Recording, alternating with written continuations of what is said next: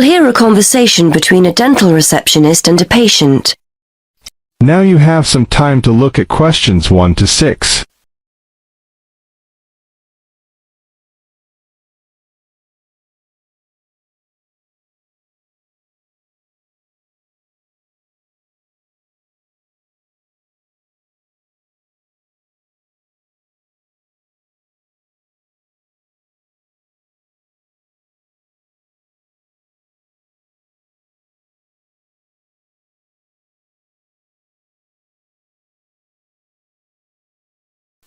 Now we shall begin.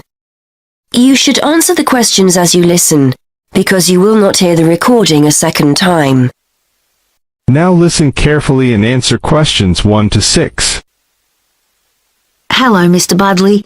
Is that your treatment finished for today? Yes, I've just had the X-ray for now. The dentist asked me to make another appointment to have one out, and then to get my teeth cleaned. OK, let's have a look at what's available. I've got a couple of free slots next week on the 16th. That's the Wednesday. Monday and Tuesday are completely full, I'm afraid. Isn't there anything sooner than that? I'm in a lot of pain. Nothing this week? I'm afraid not. We're very busy this week. One of the dentists is away on holiday, so we're a little short-staffed. If someone cancels, I'll give you a call. But for the time being, shall I book you in for the 16th? We have a free slot at 1:30 and another one at 3:30. OK. Can you book me in at 3:30? Let me make a note of that. Oh, hang on. I can't make 3:30. I've got a meeting at 4 and I'll never get back in time. It'll have to be 1:30. Right, that's booked for you. Now, the extraction will be £90 and the X-ray is £20, so that's £110 altogether. How would you like to pay? Cash or cheque? I'm afraid we don't take cards. I'll pay by cheque, thanks. If it's OK, I'll pay for the X-ray now and the rest at my next appointment, just in case I have to cancel for any reason. That'll be fine. Just to let you know, we need at least 24 hours notice if you have to cancel, otherwise there's a £10 fee. So, the cheque, who shall I make it payable to? Sinclair Dental Surgeons. That's SINCLAIR. Before you hear the rest of the conversation, you have some time to look at questions 7 to 10.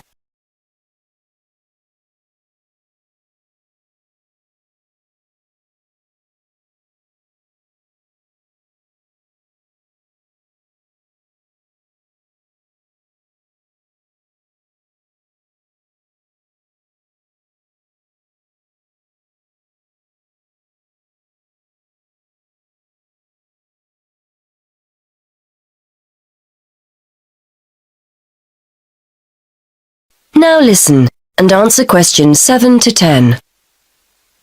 While I'm here, I was wondering whether you had any information about dental insurance.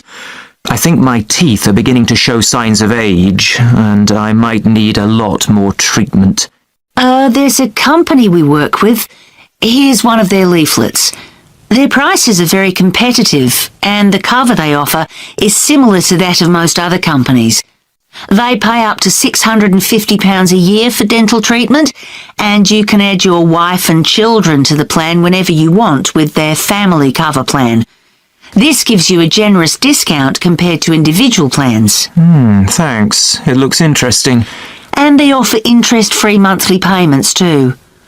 There's a telephone number you can call for more information. Thanks. I'll take it home and have a closer read. Will I be able to claim for the treatment I'm having now? Any treatment you have after your membership starts will be covered. So if you're quick, you might get the cost of work next week covered. Thanks again. Well, I'll see you next week then. That is the end of section 1. You now have half a minute to check your answers.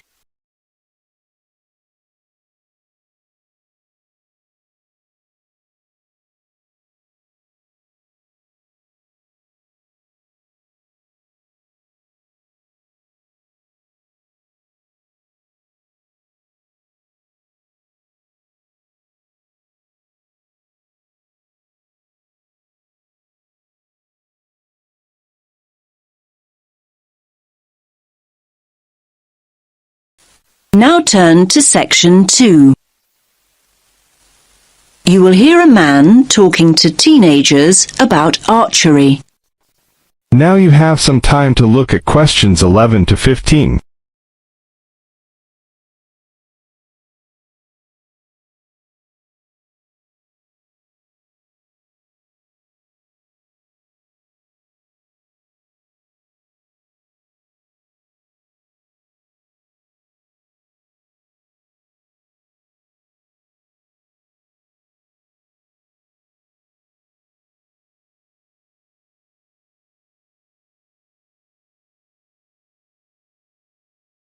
Now listen carefully and answer questions 11 to 15. Okay, can you gather round again? Is everyone here? No, we're missing 2. Ah, here they come now. Right, the next activity is the last one before lunch. So, archery. And I can tell you this activity is the favourite of a lot of our visitors. It's great fun and very relaxing. It can also be competitive. I think we should get the idea, have some practice, and then introduce a bit of competition, if you're up for it. Good idea? I'm going to start with the basics. Archery is the practice, or art, some might say, of using a bow to propel an arrow.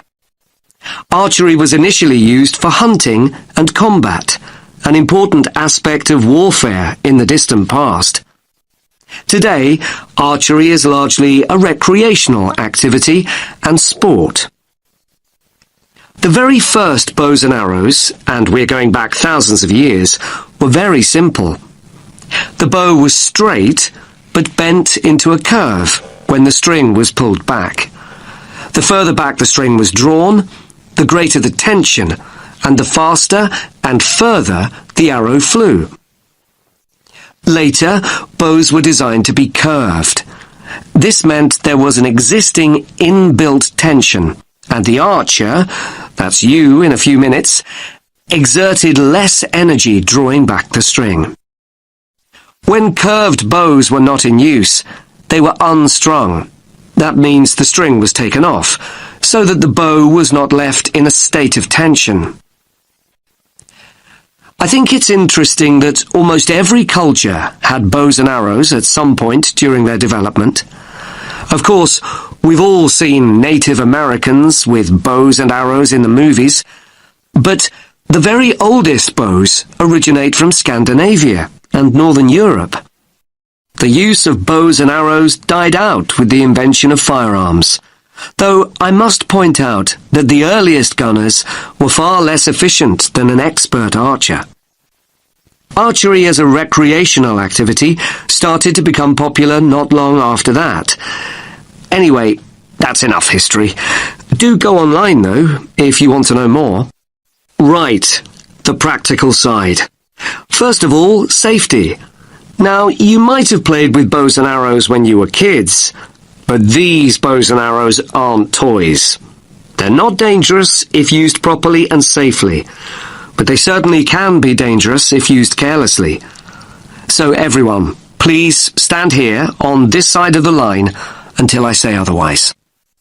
Nobody walks towards the targets until I say it's safe to do so. When I say so, everyone puts down their bow, and then we can all go into the target area. Each of you will fire one at a time. I don't want to see anyone load their bow when it's not their turn. When you've fired, you put your bow down and wait until it's your turn again. Is that clear? Now you have some time to look at questions 16 to 20.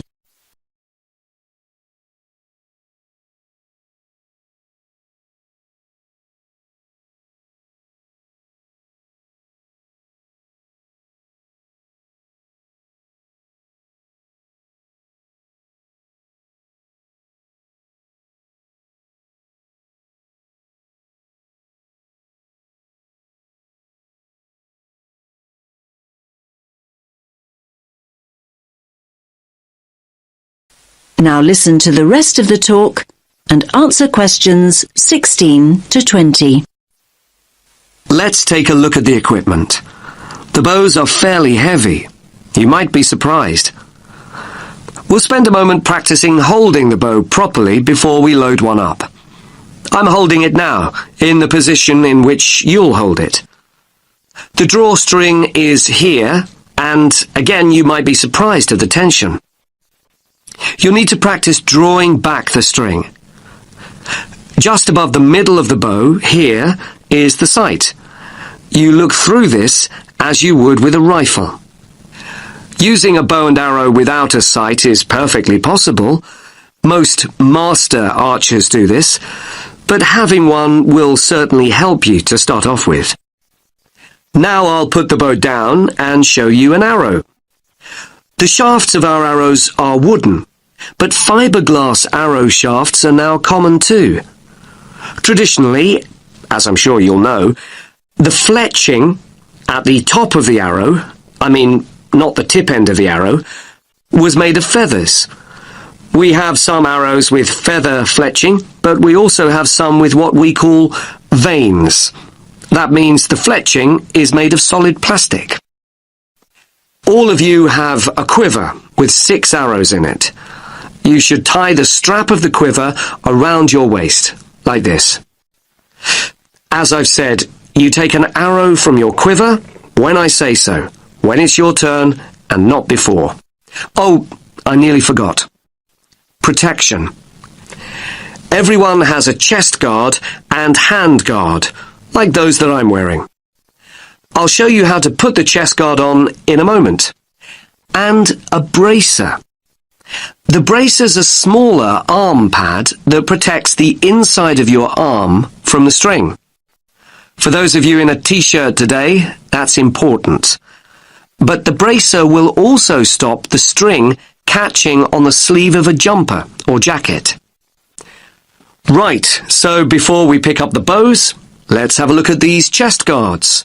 That is the end of section 2. You now have half a minute to check your answers.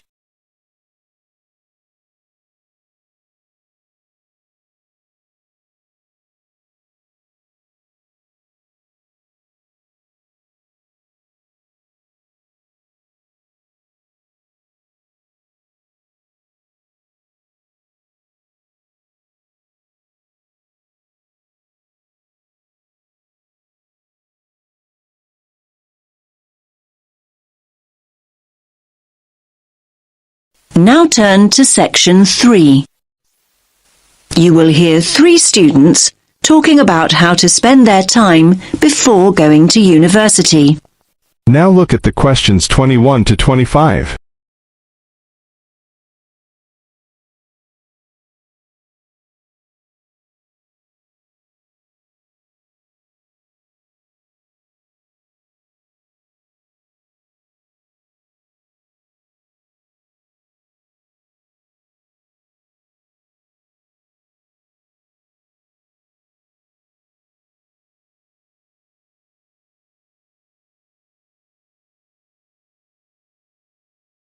Listen carefully to the first part of the discussion and answer questions 21 to 25. What's that you're reading, Matt? Oh, hi Tara.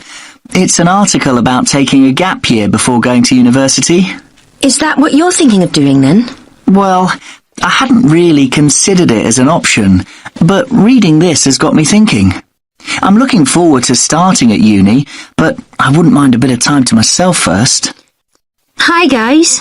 What are you talking about? Hi, Sandy. How's it going? Matt's reading about gap years. He wants to put off going to uni. I think a gap year's a great idea. I'm definitely thinking about it. Are you? What would you do with the year? Well, the programmes I've looked at involve volunteering of some kind. I wouldn't want to just go travelling for a year. I couldn't afford that anyway. The idea would be to work and help people, but more importantly, to grow up and come back knowing more about the world than I do now. Obviously, I'd choose somewhere hot and sunny. So, what exactly is volunteering?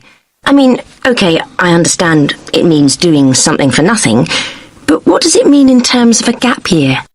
Yeah, it means working with programs in countries where people need support or some kind of aid. I bet your mum and dad aren't quite as enthusiastic as you are about all this. On the contrary, they're really supportive. They can see all the pluses. They realise that I don't know exactly where I want to be in 10 years' time. They think it'll give me time to figure things out and not make decisions I might regret later. I think I'd be worried about how the university look at it, though. Don't you think it suggests you're just putting off studying? Definitely not. Our tutor told us that a lot of universities encourage students to take a gap year. They see a year away growing up and maturing as an asset.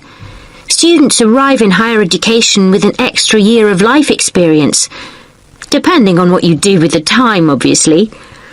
Yes, I can see that tutors might like having a few well-travelled students around. I mean, ones that have a more developed perspective. I think they also appreciate that students who come back from a year away, doing something worthwhile, have a stronger sense of direction and a clearer idea of what they hope to achieve. They probably speak at least a few words of another language too. The most important thing for the unis is that students are motivated. So anyway, what does your article say about the options? Do they suggest where students should go on their gap year? You now have some time to look at questions 26 to 30.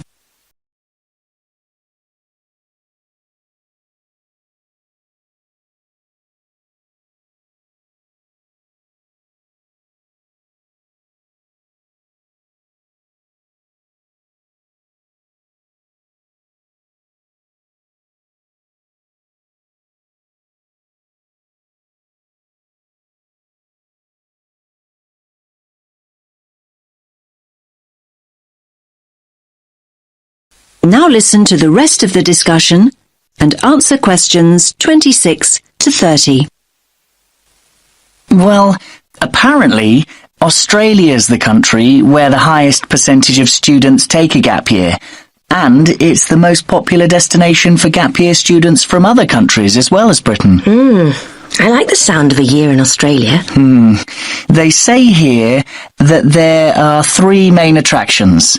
The abundance of great coast, beautiful beaches, learn to surf, all that stuff. Then there's the amount of time you can spend enjoying outdoor activities, like hiking and loads of sports. And thirdly, the cosmopolitan cities, especially Sydney, which apparently is awesome. It's a great country for young people because there's so much to do.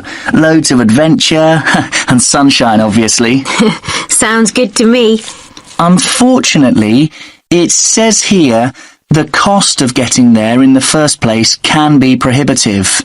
However you make your way there, it's expensive. Unless the bank of mum and dad help out, that is. Then, look, they also mention various places in Africa, but they single out Ghana. Students can get involved with the construction of new schools or teaching the kids that are already in them. That does sound really rewarding and interesting, I have to say. I guess there's a huge sense of achievement with something like that, and you get fantastic life experience from living in another culture. I think you pick up some real practical skills too. Skills you can bring back with you. Another place I really like the sound of is Nepal. What's the attraction there? Most of the volunteering involves teaching again, and it's that sense of achievement that people are after. They also say, let me read it, students are attracted by the simplicity of daily existence. I think they mean you have to spend a year without your computer and all the rest of it. It's all about going back to basics. So where do people stay? They live on farms or in mountain retreats. I'm not so sure I could manage that.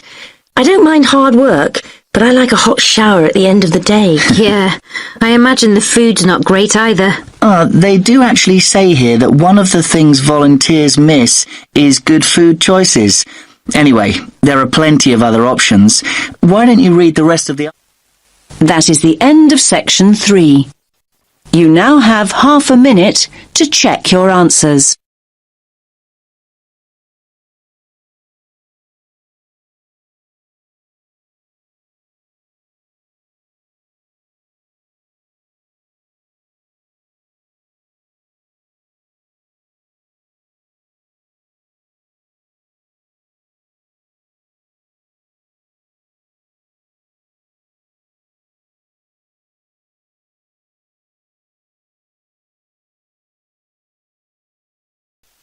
Now turn to Section 4.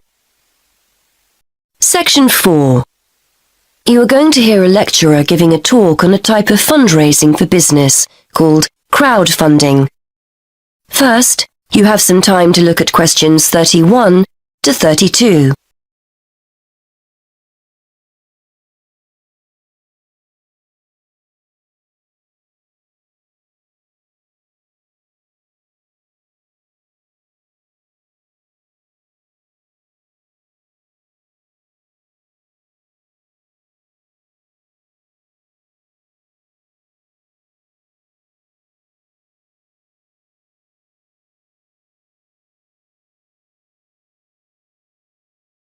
Now listen and answer questions 31 to 32. Good morning, everyone. Today we're continuing our look at funding opportunities for small startup businesses. The emergence of social media has given companies the ability to connect with fans and potential customers directly. On the back of the growth in social media, a model of raising finance has emerged known as crowdfunding. This revolutionary way of raising finance began with micro-lending in the 90s. More recently, an equity-based model has emerged that allows people to invest directly in a new company. We're going to examine this in more detail later, but let's turn first to a third model, which I'll term a fan-based model. With this model of crowdfunding, individuals are encouraged to give an amount of money to support the launch of a project or initiative without the promise of any financial return. Instead, there's a reward for donating. This contrasts with the micro-lending model, which would require a return on investment, and the equity-based scheme, which may offer shares. Before you hear the rest of the talk, you have some time to look at questions 33 to 40.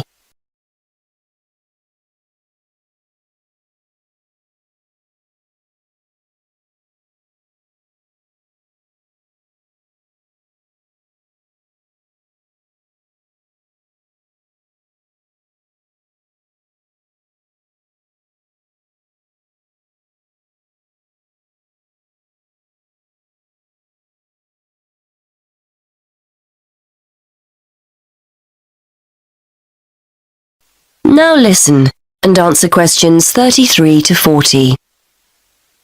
Crowdfunding portals or websites allow the business concerned to present the initiative along with the financial target required.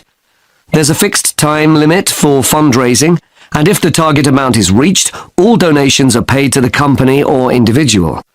Whether it's an author planning to write a new book, an independent film company looking to make a new film, or a technology company with an idea for an app, the person or company needing funding would turn to its fan base for support. This is managed through one of the many crowdfunding online portals that have emerged. Of course, a fan or supporter of a particular initiative is likely to give money anyway. But donation-based crowdfunding will often make donating even more attractive by offering a rewards-based incentive scheme. Let's take a film company, for example, that needs funding for a new film. For a small set donation, the donor might be offered a free ticket to the premiere or a DVD of the film. A larger set donation might be rewarded by the chance to attend a launch event when the film goes live.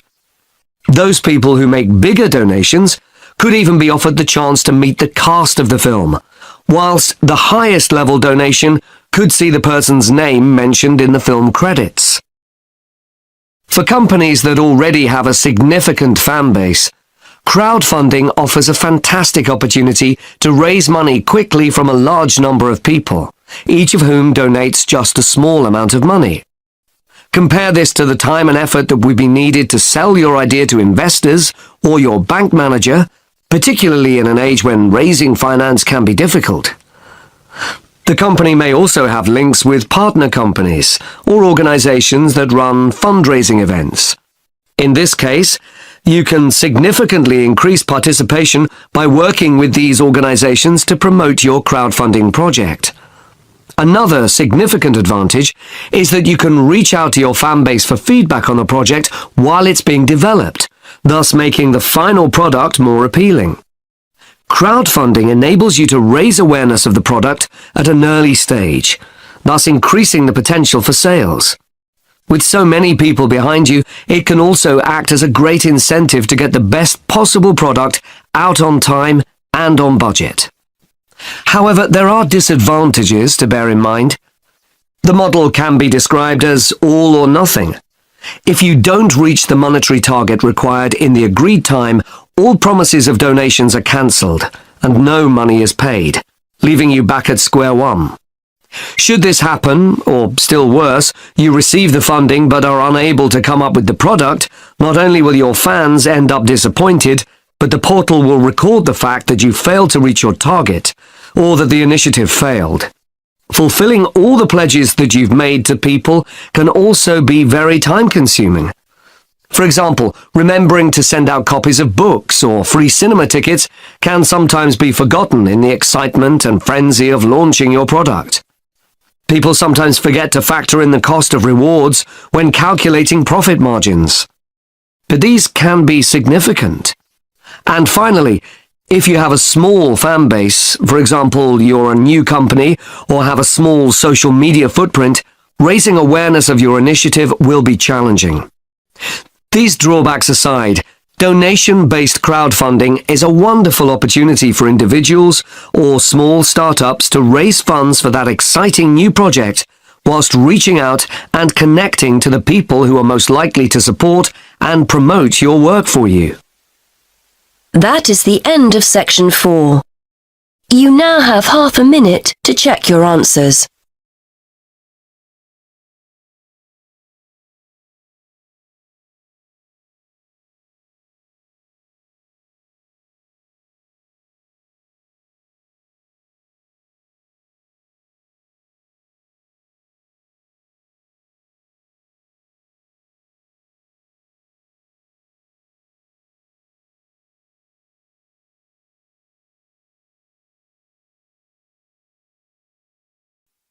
Give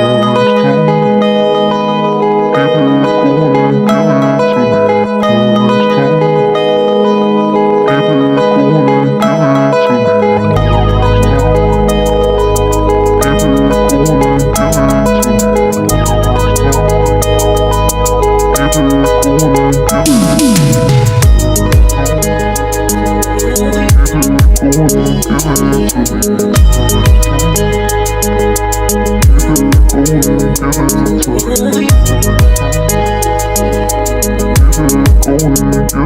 to me.